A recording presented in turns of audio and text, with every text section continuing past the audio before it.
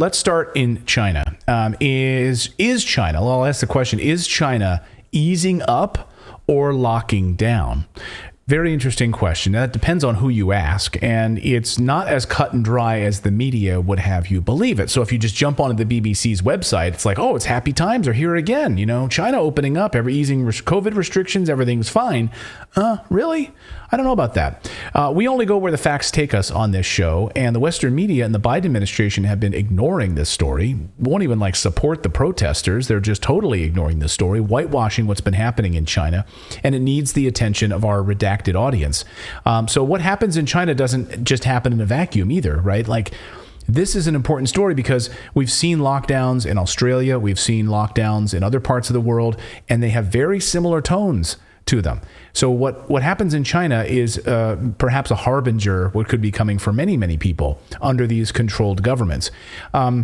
Make no mistake about it, Klaus Schwab, other world leaders and unelected leaders like Klaus Schwab and the World Economic Forum group absolutely want the control that comes with these types of lockdowns. And China is just as much a part of the Great Reset as other Western countries. People like to think that, oh, this is separate from it. It is not. They want a seat at the table. They absolutely want a seat at the table. That's why there's these backroom deals, these discussions with the Biden administration and Xi Jinping and that government. Western leaders continue to praise China. See, this is the thing, right? This is why there's no coverage of this story. It's because they continue to praise China. They want to continue to have this relationship and do business there. They might not say it publicly at all, but they're saying it in private, how much they love China. So they won't say it in public anymore. Well, maybe they let it slip here and there. They've let it slip on a number of occasions. Here's Klaus Schwab showing and talking about how much he respects and admires what China has done. Watch. So we have to define how the world should look like, which we want to come out of this transformation period. I respect China's achievements, which are tremendous over the last over 40 years. I think it's a role model for many countries, but I think also we should leave it to each country to make its own decision what system it wants to adopt. And I think we should be very careful in imposing systems. But the Chinese model is certainly a very attractive model for quite a number of countries. He really is like a Bond villain. I'm serious. He reminds me of Inspector Gadget villain, like Claw. He just needs a cat. He just needs a cat sitting there where he just pets the cat when he talks. Yeah. That's a good one. Or not even a cat, like a stuffed, like a raccoon or something that he just pets. I think a skinless cat would be perfect. One of those. Skinless cat. Because I think that was Inspector Gadget, right? I think that was the evil guy from Inspector Gadget, Claw. I don't know about him having a cat. Yeah, it was Claw. Yes, it was. Okay. Yeah, it was Claw. Yeah, thank you to my Inspector Gadget fans. But, yes, so they saw a burgeoning middle class. You jump from a few million in the middle class to 40% of the country is now middle class. It went from 9% to 40% in a few years. So yeah, they've done a massive amount of work. At what cost, though? This is the question that no one wants to answer. So Western leaders love the control, the push to get their green agenda across the finish line, get these solar panels up and running, keep people from traveling, lock them down. Just watch Justin Trudeau. He talks about how sexy it is. Watch. There's a level of admiration I actually have for China because their basic dictatorship is allowing them to actually turn their economy around on a dime and say we need to go green as fast as we need to start investing in solar. I mean, there is a flexibility that I know Stephen Harper must dream about of having a dictatorship that he could do everything he wanted that I find quite interesting. I love how he blames it on Stephen Harper, right, the former leader, but he wants it. He absolutely wants this type of control. Yeah. And we've certainly seen that during the COVID lockdowns and trucker rallies. I don't think you have to extrapolate very much. What he just said is very clear. Right. That if I had more power, I could turn things around a lot faster. So give it here. Oh, like emergency powers that I took during trucker convoy? That was fun. That was fun. I like just those. keep that? I like these emergency powers where I get to do whatever I want on a short notice. Last week we explained how the majority of Chinese people do not want regime change. They were protesting the COVID restrictions and zero COVID policies. So there was a lot of fake information that was floating around. And as we explained last week, China was forcing people into quarantine camps, which we've been covering. And this morning, China says it's easing those restrictions. Are they? And now people won't have to go to these camps? I guess the jury's still out on this question. Really? We'll see on this. Now we're getting a closer look at what these camps actually did to people. Some really disturbing videos have been coming out of some of the more rural areas of China. And now speaking to sources this morning in China, they're telling me that this is not happening in the big cities. Like these quarantines are not happening in Beijing, but rather in some of the economically challenged areas of China. So what you're seeing here, though, needs our attention. We need to focus on this. And one of the most amazing pieces of video I've ever seen just came out yesterday. And it shows, look at this guy. He's like one white suited guy in the middle there, leading hundreds of people towards those quarantine check-in camps. It's like, and you see the people carrying their suitcases. They've got their bags with them. Like, you're following me slowly, calmly. Here we go. Follow me.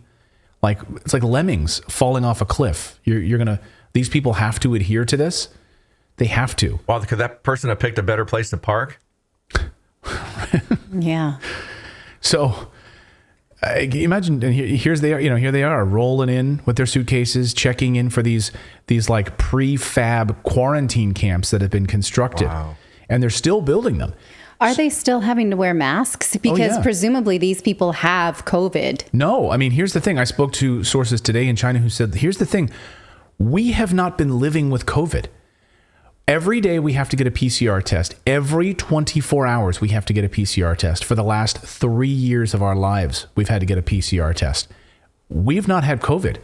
One source told me, I've never had COVID, and I don't know anyone in China that's had COVID.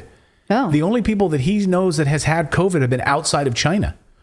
And so now if they have these easing of restrictions, it's weird because you've had a spike in cases. So where are these people? But they don't have a spike in fatalities or hospitalizations. Right. So they're just being quarantined and taken away to these camps. But you do get out of the camps. It's not one of those situations where they disappear people. We have plenty of reports of these people getting out. Right. So you're there for 3 weeks or longer in these. I mean, but this is what they want. They want this type of control. And you don't think that this can happen in your country? I got news for you. It has. It's been happening in Canada. It's happened in Australia, and it's happened in other countries. A source. Well, there was somebody, the lady in Chicago, and it wasn't the mayor. I can't remember who it was, but she said that the goal was compliance. Like I think that's been the goal from the beginning. Yeah. Of course. Be compliant, follow the rules, or you're going to be in trouble. I'm going to show you some more video here in a second. It's troubling. But here, I just want to give you kind of an update on the QR code piece of this, because a lot of people are talking about this, like the social credit score. Like, what do you have? How many vaccines have you gotten? What does your QR code look like? So a source sent me his QR code today, and I'm not going to show it to you on the screen, but I have a separate video. I'm going to show you what it looks like to go through security with a red badge. So this is if you... Yeah, watch this.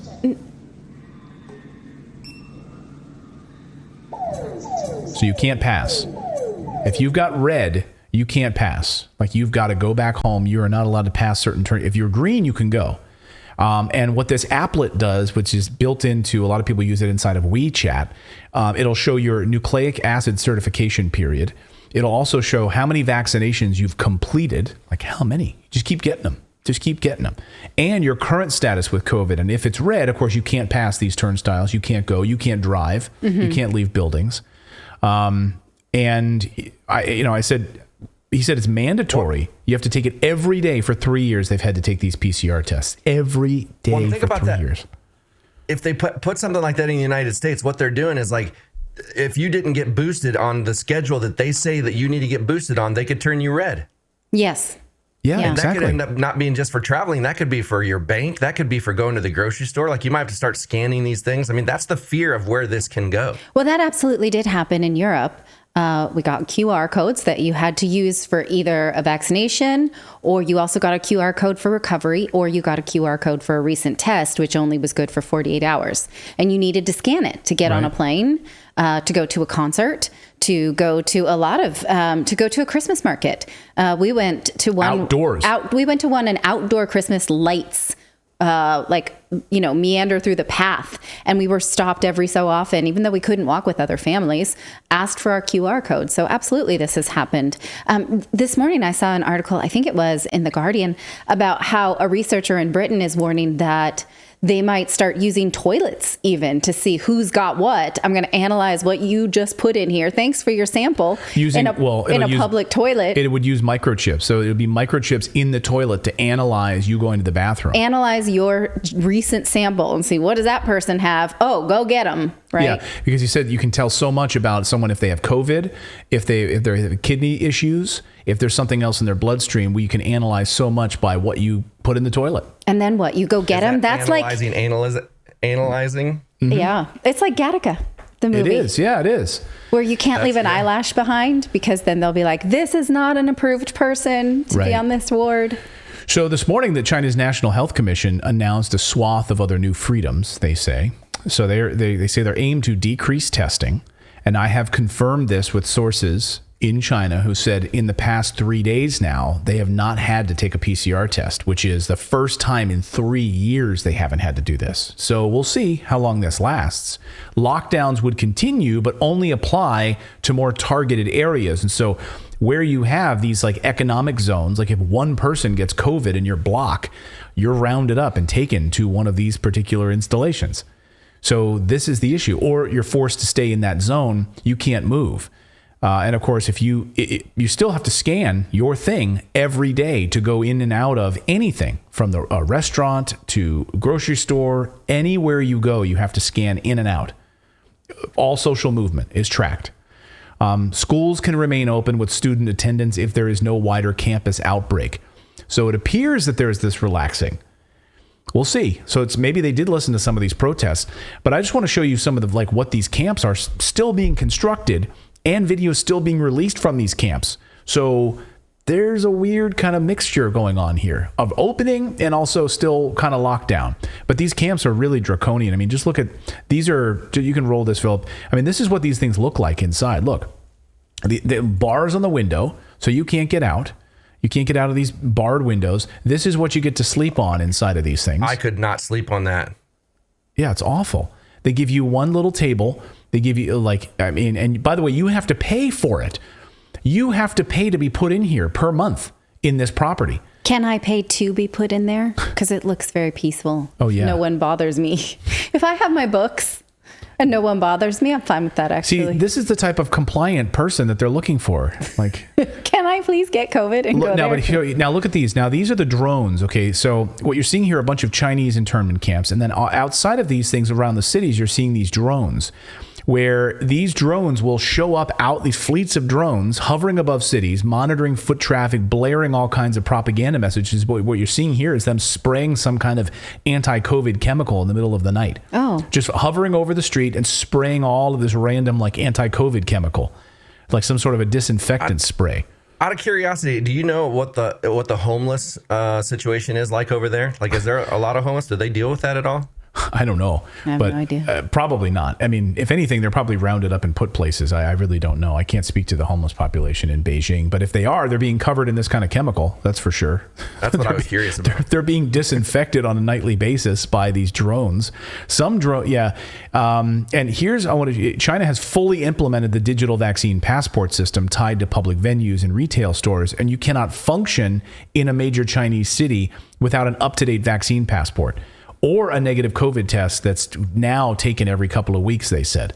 So they're going from every day to every couple of weeks here. And they also they're telling you stay at home unless you have a PCR test. So these are the drones flying outside of the windows. I'm going to play this sound. This is a drone telling you stay home.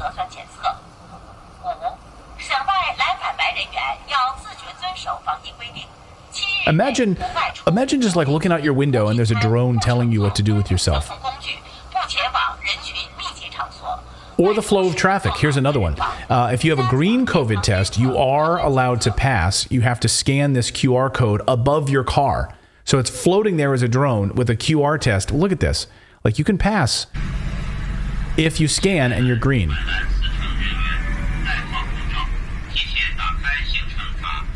But if you're red, you got to turn around. You got to turn around. Go back. This is insane. I mean, this is like, wow. This is insanity. And people are putting up with this, or the Western media is not even covering these stories. Yeah. They're not covering these stories at all. Well, they'll cover it when it's an opportunity to hit at Chinese government, but not necessarily, when it's like, oh, people want an overthrow of this government, and therefore they think the West is the savior.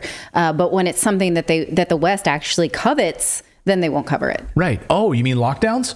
Lockdowns are awesome. Wait, but they're doing it in a way we want to do. Right. They're too busy. They're too busy like watching the playbook and trying to figure out how we could implement that here. Yeah. Right. Like, man, I wish we had drones flying through the city. Well, and it's good cop, bad cop too, because what you heard from Dr. Fauci last week, he gets to play good cop compared to the bad cop situation, right? It's like, what they did was a little too far. Yeah, look at me. I'm so reasonable. Yeah, we're reasonable here. Our kids only are behind 2 years in school now because of the lockdowns we put in place, but we're better. Well, and if you look at just look at the censorship of social media. It's like everybody, years ago, we were all like, oh, China, they block Twitter and they block all this stuff. We'll never get to that point. And it's like slowly now we're at that point. So it's like things that we see over there that they're like, ooh, I wish we could do that. It starts to happen. Right. So to think that this stuff couldn't end up here, naive. Well, that's what Max Blumenthal says. He said, what's going on in China has little to do with anywhere else, you say? Australia built COVID internment camps and arrested citizens for promoting anti-lockdown protests. Canada seized protesters' bank accounts. U.S. students were locked in their dorms. Insanity reigned in the West. So we should never forget this. And I think it's important. And the West is not covering these COVID internment camps, only on social media in a small fraction, like a small group. That's about it. And hopefully, us calling this to light here on this show. Yeah. But this is really happening. So we're going to continue to follow this with, our sources in China and how this unfolds and what these are. They're really scared that they're going to go back into lockdown. They're like, it's very trepidatious right now, what they're telling me, which is like, we're excited that we're now allowed to have some pullback on these restrictions, but we're not really sure how long these will last. But yeah, you know how it feels because we did live under strict lockdowns where on certain days we couldn't even leave our neighborhood. I went out for a run and was told by the police to go home, and I was running alone in the street that was locked off.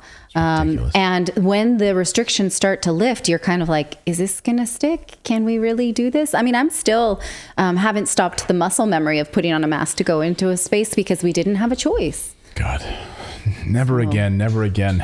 Thank you so much for watching this segment here at Redacted. We are live every day at 4 p.m. Eastern Time, trying to share the stories that the mainstream media will not cover. You should also come over and join our community of Redacted Rebels over at Redacted.inc. That's our private locals community where we can share exclusive content that we simply cannot share here on YouTube. Come over and join the rebellion together right now by going to Redacted.inc. We'll see you next time.